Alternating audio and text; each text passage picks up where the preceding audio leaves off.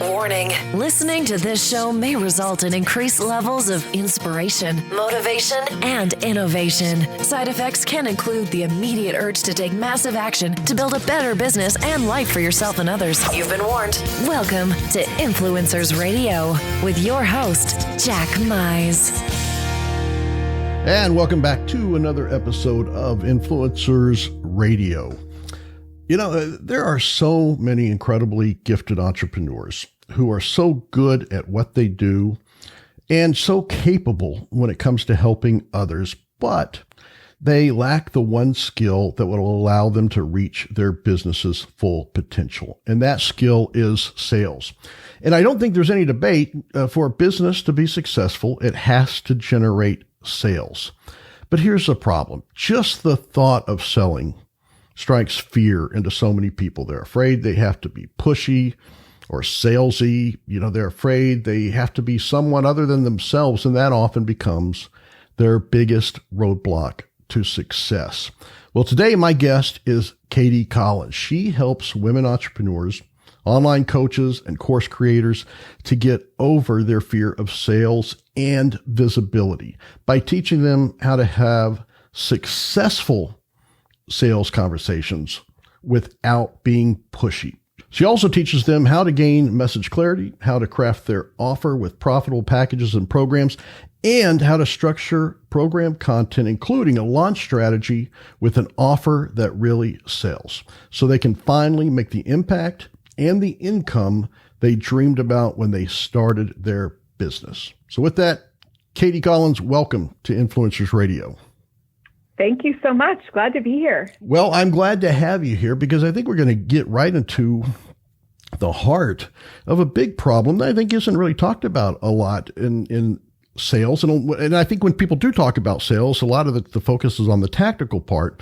But what I really like about what you're doing is you kind of get to a deeper level of this, because besides the tactical, there's also this mental and mindset that people seem to have a block around. So I'd like to kick it off with, why do so many people fear sales? So I love how you said in the beginning, I think they are afraid they have to be a different person when they're in a sales conversation. And so anytime we're asked to be inauthentic, we don't want to do it. And so then we make up these stories in our heads that say, well, then that must mean I can't ever be good at sales, because that would mean that I turned into some sort of sleazy, slimy, gross salesperson. And so they just make up these stories that just keep getting in their way. And something I always say is, you can be so good at what you do, but if you don't have the skill to sell it, you will never be successful. So it's a no-brainer skill you absolutely have to learn. I don't know why people just accept that it's a characterization of what they think a salesperson is, that it is that pushy person, that sleazy, salesy person. And one of the things that really jumps out to me in what you do, and I on your website, it even says, sales, it doesn't have to be complicated. It doesn't have to feel sleazy. You don't have to be salesy, and you get to be you. Yeah. Why is that such a contradiction to what people think they have to do to be in sales? Mm-hmm. So when I first got started in this, it was like very much my journey. So I used to be a school teacher, and I spent the first year in business, if not 2 years in business, saying the exact phrase, I don't know crap about sales and marketing. And by saying that phrase, not only did it withhold sales from me, but it kept me very safe in the zone of, if I say I don't know anything about it, I don't have to do it. And I just expected to show up in my business and think that sales were going to come my way without any sales or marketing skills. And I realized, as I was unpacking like the mindset that I had, it was because the company that I was learning from used a salesy tactic on me to get me to join that company and that coaching certification. And it took me leaving them and finding another company that taught more heart-based sales for me to understand, oh, sales doesn't have to be what I had experienced and what so many people experience in the coaching industry or in online marketing in general. It doesn't have to be that way. There's another approach to take. And when I learned that approach and started making sales, I was like, this is actually really easy. It's just a conversation. And I just had to shift my mindset around it. So one of the things I like to ask people to do is say, instead of focusing on the sleazy salesperson that you'll never forget, why not ask yourself, when did you buy something and you had a wonderful experience with the salesperson? Like the last car that I bought, I had a great experience with him. I love my car. Like it was a hefty price tag, but I still walked out of there feeling like I won, right? And that was an excellent salesperson. So it's like we have to shift the dialogue we have about it. And, I think that is probably one of the biggest reliefs to a lot of people when you say that you get to be you. That has to melt away a lot of anxiety right there that people have, that they don't have to be that characterization of a salesperson they have in their mind. And you mentioned something there. Oh gosh, what is it? Yeah, heart-centered sales. Heart-centered sales. So go a little bit deeper into that. What exactly does that mean? Sure. So to me, heart-centered sales is you go into the conversation with the intention for the person on the other end to come to an empowered decision. I didn't say an empowered yes, right? Because that's just assuming that everyone's the right fit for you. But to come to that empowered decision together with you helping them along by asking really transformational questions that get them to see things from a different point of view. And so and I'm in the coaching industry, so I realize the sales conversation can be perhaps different if you're selling real estate or insurance or something like that. But in the coaching world, we're talking about the possibility of transformation. That's what we're selling. And so in the sales conversation, if I can bring in that element of, hey, since we're in this conversation where I may become your coach, would it be okay if I coach you a little bit right now? And I just like to share with them the blind spots that come up that they're not seeing. So if they say, no, oh my gosh, I would love to work with you. It's exactly what I'm looking for, but I can't afford it. I coach around that belief that they can't afford it, because people who work with me are, willing, ready, and resourceful. And, people that know this is the right fit, then they go find the money. Rarely do I have money sitting in my bank account yes, here's $30,000. I'm going to hire you. I find it, right? It's not sitting in a bank account somewhere. And so it's the mere act of saying no because of some blind spot they have, whether it's I don't have time or I don't have money or I don't know if I'm going to do this, is the very reason why they're stuck exactly where they are. And so that heart-centered, empathic approach to being can I please show you what is keeping you stuck this whole time? And whether or not you work with me, I hope you walk away from that conversation going, oh, she's right. That's something I've got to work on, right? I notice that I say no all the time when it comes to money, or I might say to them, how many times do you say that in a day or in a week? I can't afford it. I can't afford it. I can't afford it. And how do you think that supports your business moving forward?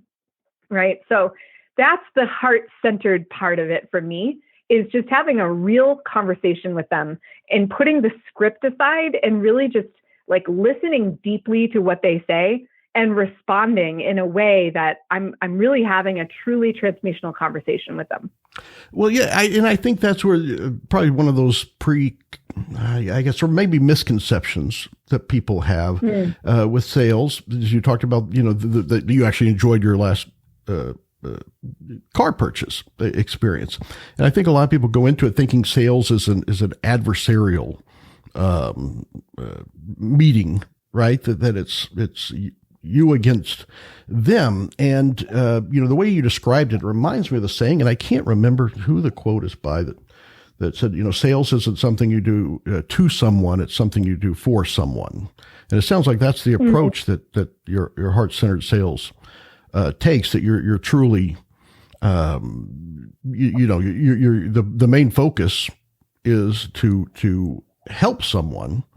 And I guess when you actually demonstrate to someone,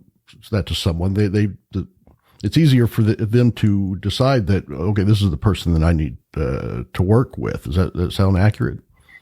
That's exactly it. Because most people are afraid to go there. They don't want to offend. I barely know this person. And again, the industries are different. But for coaching, it's like, why would you hire me if I was kind of a pushover, or I was afraid of you, right? Like that's not an impactful coach. And so I really believe that when I'm bold in what I share with them, and I'm sympathetic, empathetic, I'm respectful when I deliver it. But a lot of times it's just asking more and more questions to help them come to a conclusion.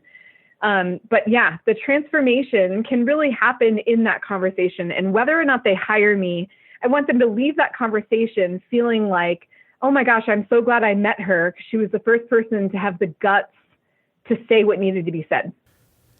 And, that's probably something that's probably a tough pill for people to swallow, is to take on that role. Because I think, when people spend big money on especially coaches, they're looking for someone that's going to tell them what they need, rather than someone that's going to ask them what they want. I think of it like if I went to a doctor and they started out with saying, all right, what would you like me to do? I can, hit your knee with this hammer. I can look in your throat. I can, you'd be, whoa. I don't want to tell you what I want you to tell me what the situation is. So what do you think is the kind of the pivotal point that when you're working with someone, that they have that, I guess what I would call it, like that V8 moment of realizing that, that because that's what it seems like it's always those little moments that happen when it clicks. What would you say is that pivotal point that you see, most commonly amongst people when they have that moment and realize it's something that they can do and do it as themselves? So a lot of times, what happens for me is people might come with this like preconceived notion of what they want out of a business coach. Like, well, I just want to work with you for, 3 months. And if I mention 6 months or a year and they're like, oh no, that's way too much time, I don't want to work with, a coach that long. I'm always like, well, how long do you plan on being in business? To me, that is a blip of time. So a lot of times I'm listening to what they say they're looking for, but I make a recommendation of just a bigger, I'm like, you're still looking at it from one point of view. And I'm looking at it from the bird's eye view, and I'm telling you that this strategy isn't going to work, and here's why. And then I make recommendations on what they could do instead that would just tie up some of the loose ends of why things aren't working in their business. And I think that's when people get to that place of, oh, I don't know everything. I can't do this myself. Like I have to get some support around that. And, when it comes to sales, it's not just the conversation, but it's your offer. It's the pricing itself. It's how much you value yourself. It's understanding the impact of transformation that is possible, right? And valuing the transformation, not just your time. And so when people come to me and say, I've got an offer, I charge, for example, $125 per session. It's a package of 8 times 125. Like, yeah, I've got a calculator. I can do that. Like, that's not an offer, right? And so just helping them see there's so much more to sales than what you're thinking. And I really think that's the pivotal moment where people understand, it's I don't know. I don't want to say it's a lifestyle, but I take a very holistic approach to sales when it comes to your business. And it's all these different facets, and they need them all. Well, I think one of the things that that is really powerful about what you do is it goes beyond the sales conversation, because I think a lot of people focus on, here's how here's how you lay out a sales conversation. But there's a lot of things that have to occur before that sales conversation can even happen.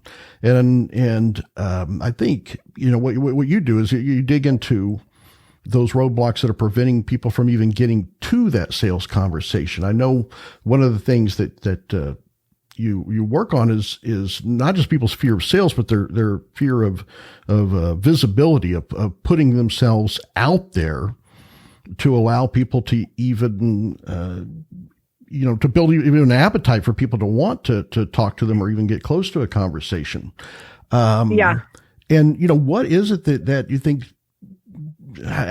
people all of a sudden become meek when they want to put themselves out there, that I'm just going to dip my toe in, and dipping your toe in doesn't seem to create a windfall when it comes to, leads or prospects.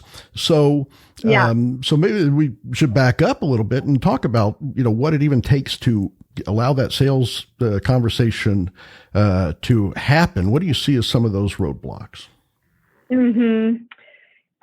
So, to me, everything starts with the offer, because when you get really excited, you think about like when you buy someone a birthday gift, when you buy them the gift, it's really exciting of the anticipation to give it. You can't wait to watch someone open it and see the look on their face. So to me, that's what the offer is all about, is creating a program and making an offer that feels so irresistible that you're really excited to put it out there. Because I think that gets rid of some of this hesitation around visibility, and instead it replaces the hesitation with excitement. It doesn't replace, it's not like the fear is gone, but it's fear with excitement instead of fear with hesitation. But truly, and I know this from my own journey, when you're the internet is just, it can be a big, bold black hole full of very mean people. And we saw that especially around election times and other times where people, they are the meanest behind their computer. And so it can be, you watch other people in your industry get ripped to shreds for sharing a point of view that somebody didn't appreciate, or maybe they're sharing an old-fashioned point of view that's no longer in style, if you will. And people are ripping them to shreds. And that makes a lot of people go, I don't want to do that. Because the louder I get, the more attention I'm going to get. And then what if somebody calls me out? And someone just shared that with me recently. I was sharing a story of someone I was helping with her launch, and she was, in her presentation, and people were writing comments like telling her to stop telling the story and get to the content, or how dare she make an offer? This was supposed to be a free training. And I was horrified. I was horrified to be an entrepreneur watching other entrepreneurs treat another entrepreneur who spent hours preparing this content and treating her like a piece of trash. And I posted about that on my Facebook page, and one of my friends wrote in and said, that is my ultimate fear, and it is why I still don't put myself out there. And I just thought that was so powerful, and I remember feeling that exact same way. So a few things that I do to help people overcome that. Of course, it starts with your mind. Right? Like you mentioned earlier, sales tactics, and really mindset trumps sales tactics. One of the sales quotes I took on early on was, the first close you have to make is to close yourself. And so it's got to be a lot of mindset work around, what am I capable of helping people do? And what transformations have I already created, whether I got paid for them or not, just by being me, just by helping out a friend, or a kid, or my partner, or something, right? Just by being naturally me, how have I already transformed people's lives? And then it becomes, I pose the question, when does the impact of your transformation become more important than your fear of visibility? Why is your fear of visibility seemingly more important right now than the mere reason why you were put on this earth? And just kind of putting it in terms of that, it's like walking into a birthday party with said gift under your arm. And at one point you were so excited to have the person unwrap it and watch the look on their face. And instead you were so afraid of the visibility that might create. Everyone's eyes would be on you when they were opening the gift, that you turned around and walked out of the party with it still under your arm. And like, how does that feel? You get back in the car and you've got your gift in your hand. Imagine how deflated you feel because you didn't actually share the very thing that you came there to do. And that's what happens when you refuse to be visible. And then people complain, you know, my business isn't making enough money and I need a bigger audience and I've got to run Facebook ads. I've got to build my list. And they don't understand that it's their way of being is why they're not visible. It's not that they haven't done these things. It's just that they're not being that person that's willing to be out there in a bold way so that they can make the impact they're here to make. And you know, that fear of what will people think, that's a very powerful impediment. I mean, that's a very strong force. How do you help people get over that? Because, you know, to a lot of people that is often, you know, insurmountable, but it's clearly, from, reading, biographies of entrepreneurs and things, that does seem to be a very common, pivot point in their successes is when they did that. You know, what does it take to get someone to, relinquish that fear of what other people are going to think? Yeah. Well, I just tell them to get over it. No, I'm kidding. I really do start there, but I'll say something like this. Okay, let's play a little game. So you're afraid of what people will think. So let's just create a scenario. All right, you're going to go live on Facebook. Then what might happen? And then, they may make up some kind of grandiose, like, I might, smile on, like, and this is a true story. This happened to me. I went live one day and I had just put lipstick on to go live. And it was this like liquid lipstick that I didn't let dry. And when I smiled on camera as I went live, I had this red lipstick smeared across my cheeks.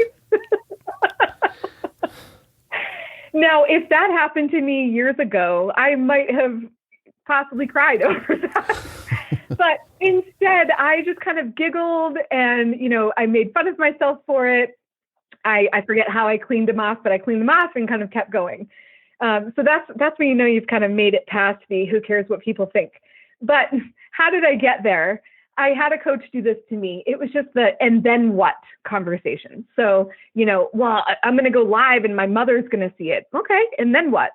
Well, she's going to judge me. She doesn't like what I'm doing. A lot of healers will say this, right? Like they may be into something more spiritual and their parents, raised them with more dogmatic religion. And, there's that separation there. And so, my aunts will see it and my sister and they're all, this religion and I'm more spiritual. And I'm like, okay, so then what? Well, they're going to judge me in some way, or they're going to make fun of me, or, whatever. They're going to get angry. Okay, then what? And just as we go down the rabbit hole, it becomes more and more ridiculous. Like, at one point, some woman was saying, not in that example, but different example. And she was like, well, then I might have to move out of my house and into my friend's basement, and then what? Well, then I'm going to be surrounded by a bunch of, crap in the basement. And somehow pink flamingos came up. Like, it just becomes ridiculous. And so we just help them understand that, like, the power of our minds makes situations so much worse than they actually are. And I know for me, I was so afraid. I got my start as a life coach, and I had this belief in me that I needed to be absolutely perfect, that I could not have a background in which I was tainted in any way. I had to have been perfect all, at that time I was 31, all 31 years, never a mistake. And that's obviously a really hard thing to live up to, impossible, in fact.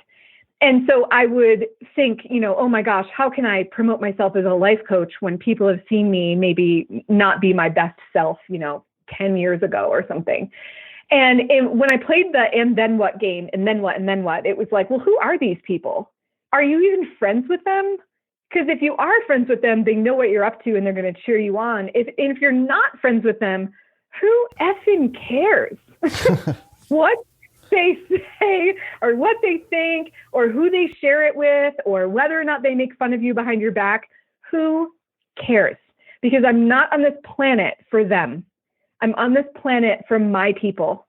And if I make these people that are not even people who love me more important than my work, then I've failed. That's all I know.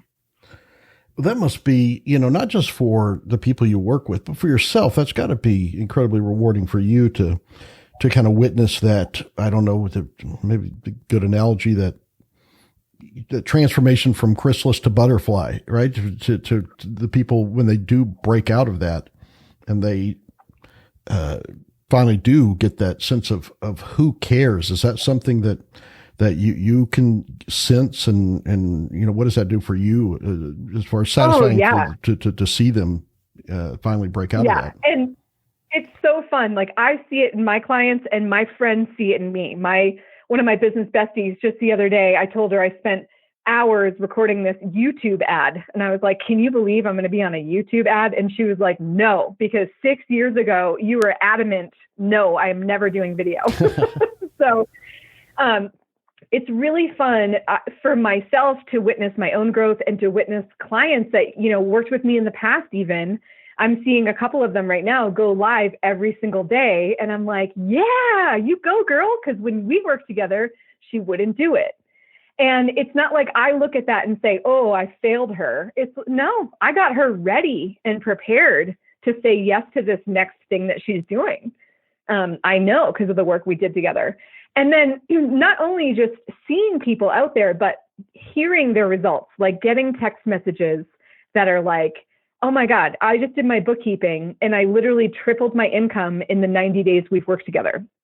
That is so awesome. Or like, COVID time last year, March or April of last year, when pretty much everybody was like, what's about to happen here, right? Like financially. And one of my clients that had come to me, with all these random pieces that she was trying to sell, this for $300 and this over here was $450, but I really want to help people do this over here for $1,000. And I helped her package it all together into this bigger thing.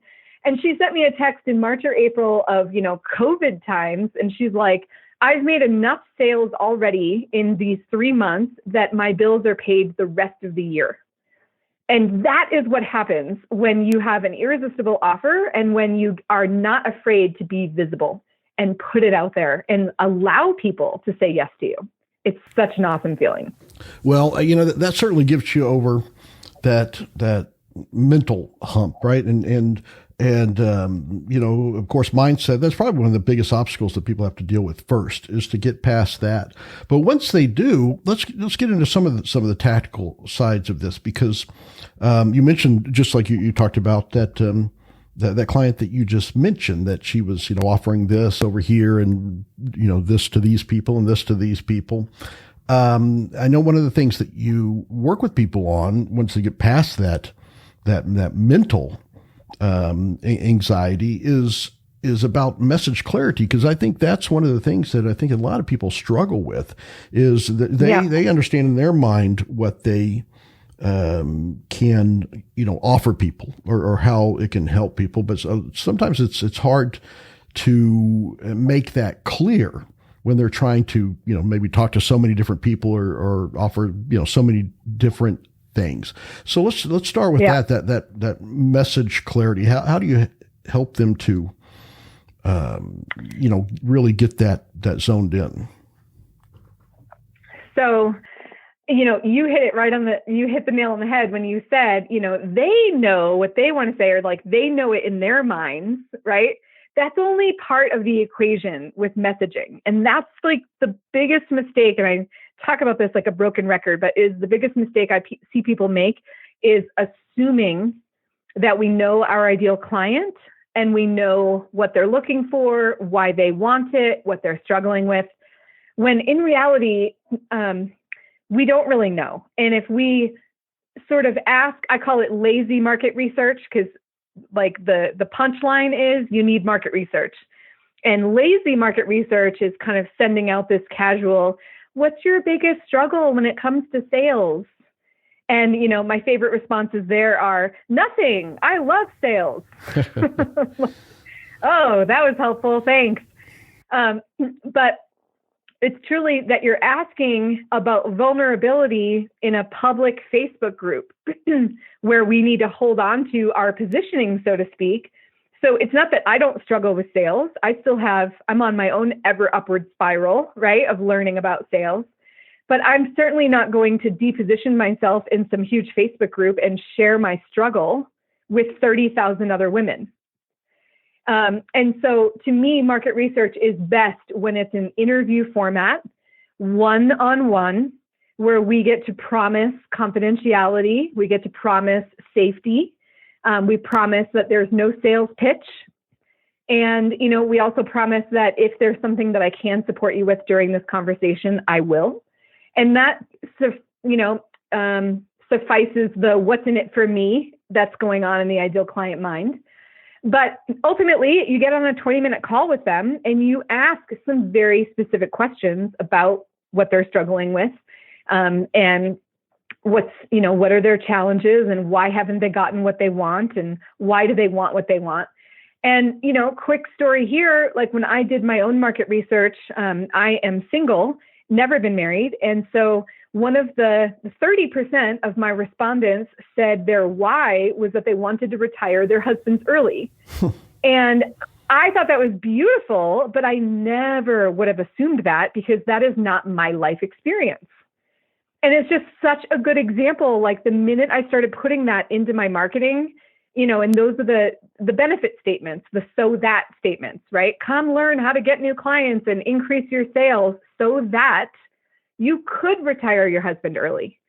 And when that landed in my marketing, people were like, oh my God, it's like you were talking directly to me. That's what I want. And I'm like, I know, because I did my market research and I wrote down exactly what people told me in their exact words. And I added that to my messaging. And that's how you guarantee to have an offer that speaks to your audience, because you actually spoke to your audience before you put it together. Yeah, and it seems to be such a common problem that people have is the not knowing that. And I guess the very simplified way I think about it is marketing simplified to me is give them what they want, not what you want them to want. Right?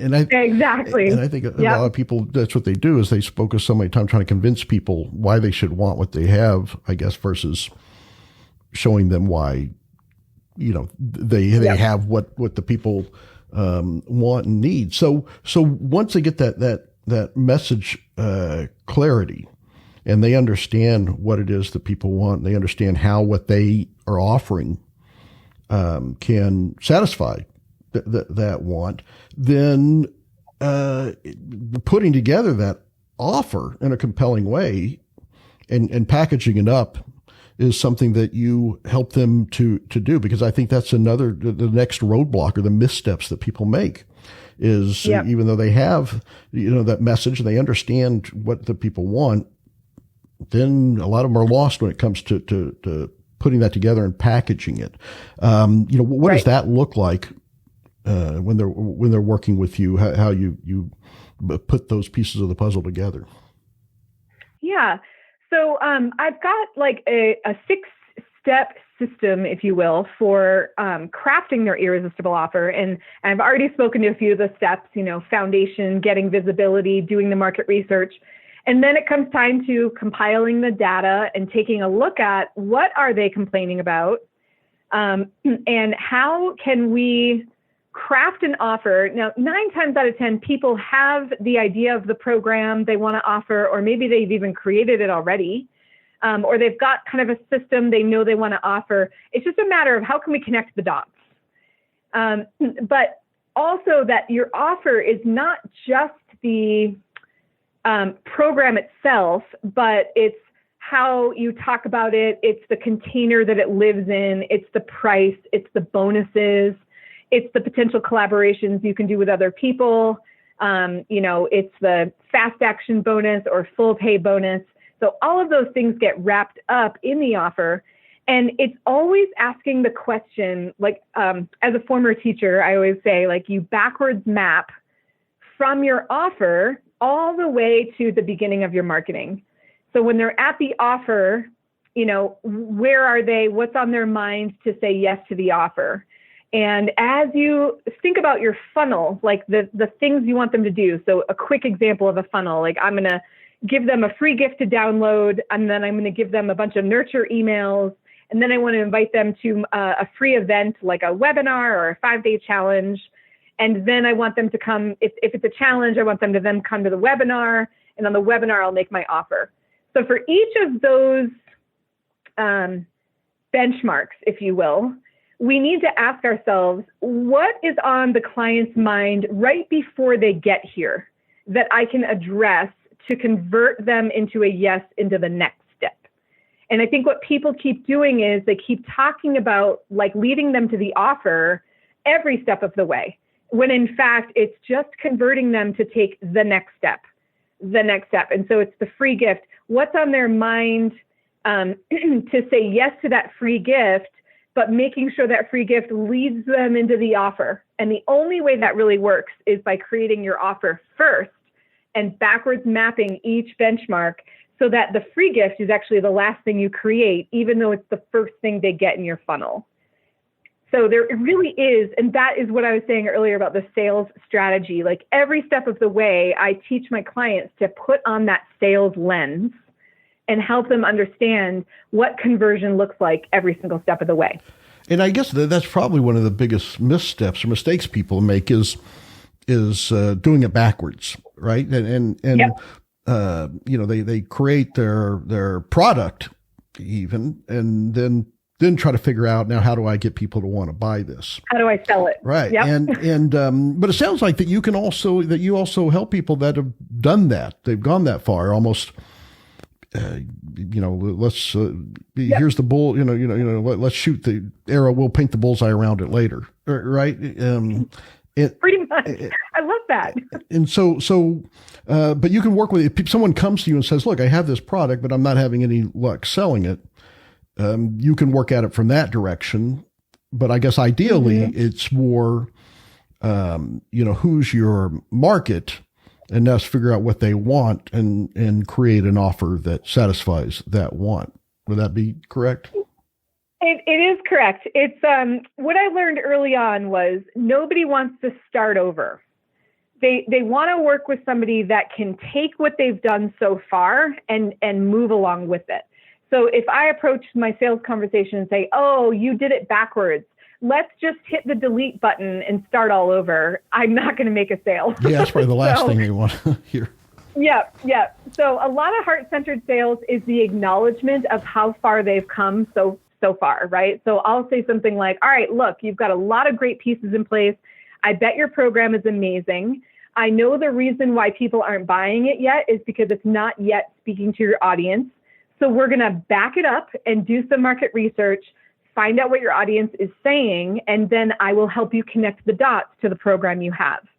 And what happens is sometimes the program becomes bigger, deeper, right? Or we bring in collaborations that solve some of the holes that are showing up. And it just makes their offer better. And all of a sudden, this program that was not selling is now selling on a consistent basis, because they've got a launch method, they've done their market research, the marketing language is in place, and they just know, like I said, those benchmarks every step of the way, they're all connected.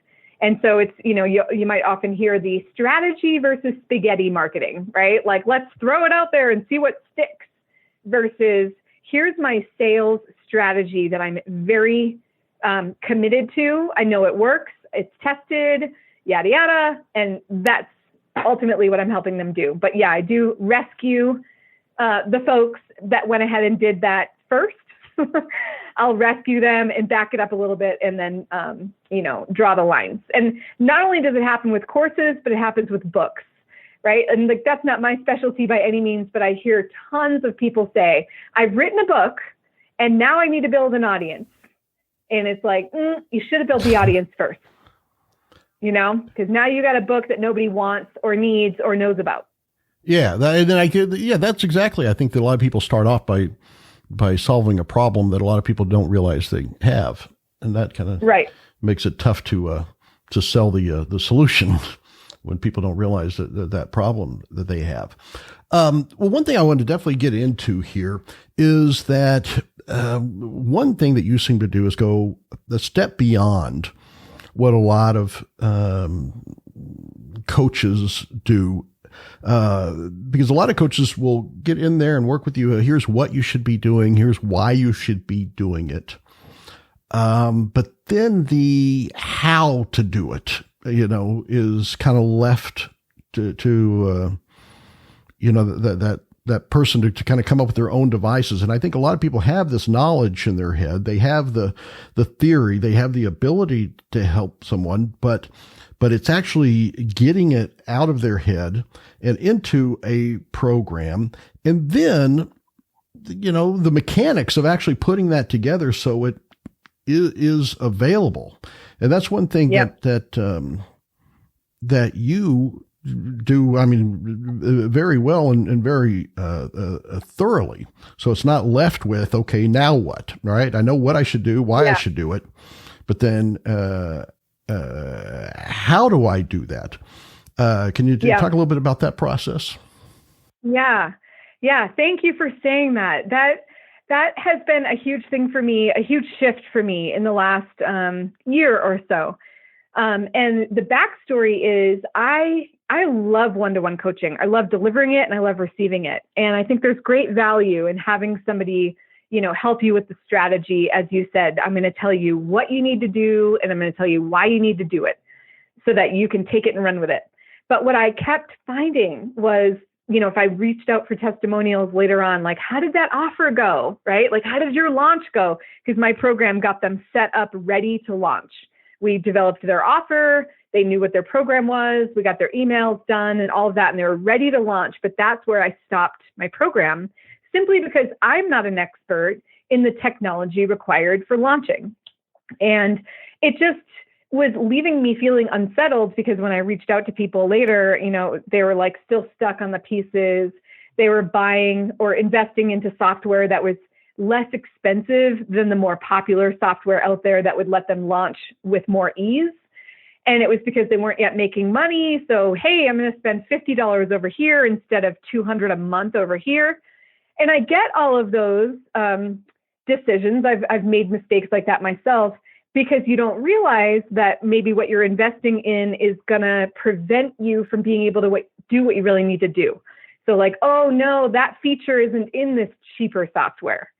And then you're, oh, okay, well, I guess I won't do that then. And it's like, wait a second. You have a strategy. Find the software that lets you do your strategy.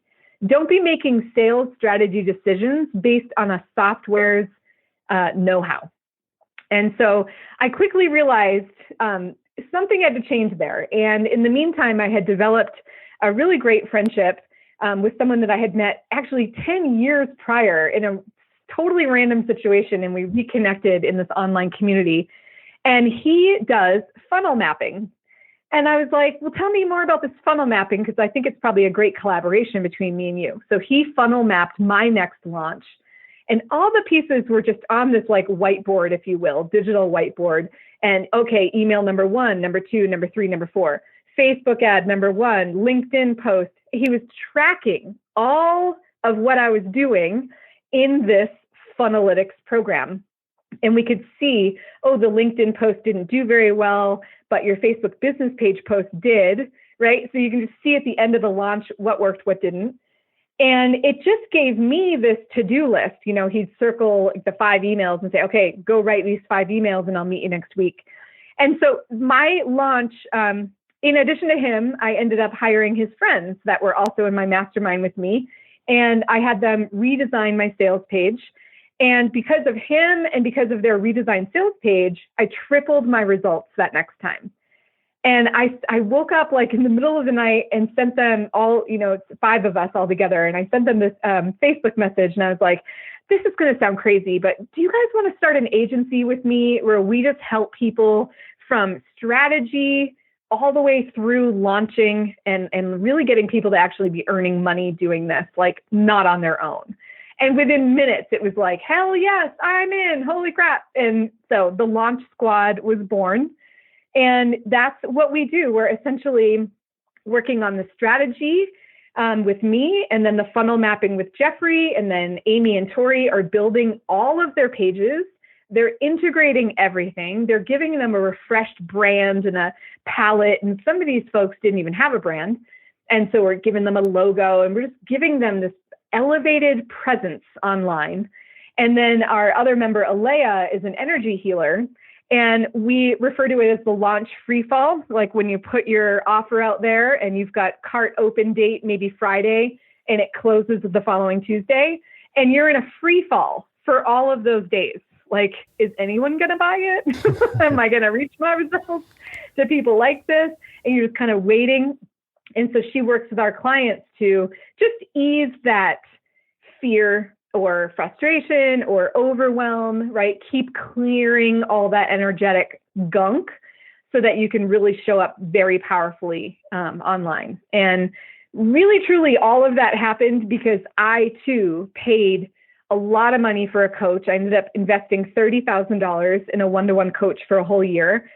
And I was resourceful. I found the money. It's not like it was sitting in my bank account, but that finding of the money left me somewhat cash poor, and her services offered no implementation. And so I was still struggling with the third-party apps and how do you do this? And oh my God, I have to connect some API key. What the heck is that? I was out of my element. And, you know, if it weren't for Jeffrey and the other members of the squad, I probably wouldn't have been able to do as well as I did. And that's what really made me say, I'm kind of sick of I'm going to tell you what to do, but not how to do it. And I'm really on the forefront of here's how you do it. And not only that, but let me do it with you and for you.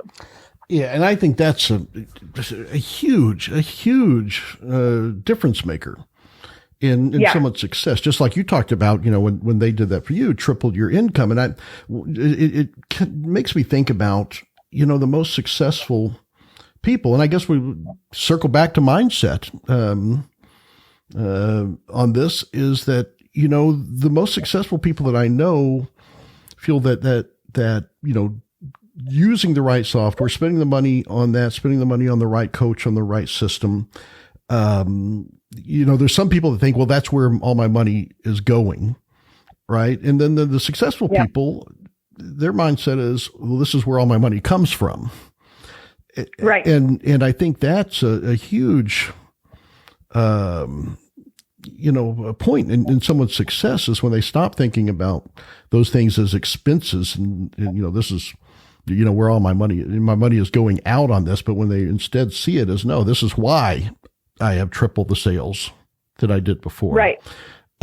Was because of this. And it really does make a huge difference. And I noticed that as we're talking that seems to be a big difference in the thinking of the people that are successful and those that are still struggling. Do you see that as being a huge, you know, point or obstacle that's overcome when people do finally start seeing that success? It's huge. Like the mere, you know, money, it's such an energetic either stronghold or free flow of abundance, right? And, you know, to think like I mentioned, I've been doing these YouTube ad videos. And so, you know, a lot of what you said earlier, I'm like, oh, did you hear my YouTube ad video? Because that's exactly what I said. They show you the what and the why, but never the how. But it's also that people are afraid to spend money. There's something about this online coaching industry where people think that they have to make money before they can spend it. And I'm always like, okay, just put yourself in the shoes of like a shop owner that says, oh, I'm only going to buy things that I can afford out of my pocket. And I'm going to fill my store with just a few things because that's all I can afford. And I'm going to expect a big crowd of people to come in and pay me a bunch of money for product I don't even have so that I can go buy product and fill up my store. It doesn't work that way. And there's not a business out there that doesn't have to invest in it up front and expect results later on. And for some reason, these solopreneurs get stuck in the thinking of, I can do it all myself. I'm going to save money by doing it all myself. And then when I do it all myself and save money, I'm going to somehow figure out this sales strategy that I've never had any training in. And then I'm going to make a bunch of money. And then I can hire a business coach and a launch team. And it just doesn't work that way. And so to me, the people that are successful are the ones that are unafraid to keep investing because they believe so strongly in what they're doing. And to me, if I had a team like the Launch Squad, I would have succeeded so much faster because Jeffrey could help me see what efforts worked and what didn't. And then we were able to refine it and do it again. And that was huge for me, just to have some data, because like earlier in the conversation with him, and he'd say, well, how did that post perform? And I was like, I don't know. Like, I can check my email stats, but I don't really know. I don't go into the, on Facebook, I'm not looking at my numbers and seeing how many people watched my live. In fact, I don't want to because it just puts weird stories in my head. So I just keep showing up and putting my energy out there. But he was like, no, you got to have some numbers. So, and then for him to just help me see what worked, what didn't. All right, let's tweak this design. Let's, tweak this messaging, try it again. All of that is part of having a team. And when you're by yourself, you don't see those blind spots. And I would never have asked myself, how did that post perform? And I would have just cut and pasted the same exact post that I did last time, because that's just the post I used, without actually acknowledging, did people like that post? Is there something I could do to make it better? Was the image good? Could I make that better? That's what I think people are so stuck when they're by themselves. Well, I definitely think that, it's far more profitable to learn from other people's mistakes than to go and try to. Absolutely. Absolutely. And it sounds like that's what you do is people get to benefit from your lessons learned. They get to avoid a lot of trial and error, and the trial and error that often is the biggest impediment to people moving forward, or the biggest reason that people quit before they really find that success is that trial and error that they have to go through. And just like you said, that technical side, even if you have the everything else together, that technical side is a huge hill to cross, to actually, get a buy button out there. And we all know you can't make any money until there's a buy button out there. Right. And then, imagine if you're trying to do it yourself and you didn't do it right, and you didn't even test it, and then you put it out there and people are emailing you like, I keep hitting the buy now button, but it doesn't go anywhere.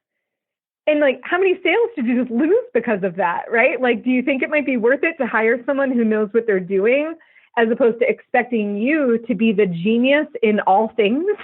Like, I'm not a genius in tech, which is why I built the Launch Squad, right? So it's just silly. I think the thing, when people give up, they give up too soon. It's that whole, they quit 3 feet from gold type of story. It's like that they make up stories in their head because they're not doing the mindset work. And that's why we have an energetic healer on our team. It's not only when you're launching do you need mindset work. It's every day, right? Sometimes every hour. It's like, that's why I love weeding my garden. It just reminds me that like they keep popping up. You can't weed your garden one time, and your mind is the same way. And, if you're putting stuff out there and people aren't responding, if you make up a story in your head, like, oh, they must not like me. Oh, every time I put this type of post out, no one's commenting. The minute you make up a narrative of what that means is the step closer to quitting you become. And so instead of making up a narrative around it, fix it. Oh, people didn't like that. Okay, what's another one I can do? And then put it out there again. That's the concept of the baby that fell down and got back up when they were learning how to walk.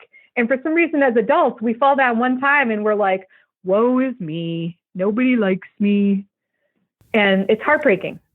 Yeah, well, I often hear that from people, that say, I've done everything that I can do. And I think, have you ever done everything you can do, or have you done everything you're willing to do? I think that's the big difference. But I think clearly what you're doing is, offering people, because, online coaching and any kind of expert business, it's a huge maze to navigate. And you've kind of created that missing link. And I guess I would consider you a Sherpa almost of helping people navigate through that maze to success. And that's why I truly consider you an influencer in what you're doing. So how can people find out more about Katie Collins and the Launch Squad and how to get involved? Yeah. So my own website for Katie Collins is coachkatiecollins.com. And I have a giveaway. So if you do coachkatiecollins.com/giveaway, all one word, no hyphens, that would give the listeners a 6-step system to how to navigate the sales conversation. So if you're somebody that's nervous to sell, a higher ticket thing that's going to require, 30 minutes to an hour of your time, I have an hour-long training of how to navigate every step of that conversation, as well as a ginormous template with a bunch of questions that you can pick from so that you're aligned with the questions you're asking, right? It's not a template that I'm saying, copy verbatim, but how can you keep the psychology of the question, but put in your own words so that you're feeling really aligned with the flow of that. So that's kind of where people get started with me, is around how do I get my first clients? How do I get my messaging out there, and how do I, start enrolling, my first couple of people, or consistent, not first, but consistently month after month. And then for those that are ready and wanting support with launching, whether they're going to do a 5-day challenge or a webinar or the live launch method or any mixture of those, we can support that. And that's over at thelaunchsquadlab.com. And we've got a podcast called Lighten Your Launch, put on by the Launch Squad, and we put out weekly shows on there. So yeah, there's a lot of ways to stay connected and get into my world. Well, fantastic. And I think what you're doing here is you're demonstrating exactly what it is that people should be doing and could be doing. So I would encourage everybody to listen to this more than once on 2 different levels. One, the information, but then understand, how you're kind of walking the walk and doing exactly what you help other people do, including getting that free gift. So I thank you for coming on today, sharing this. It's been truly educational.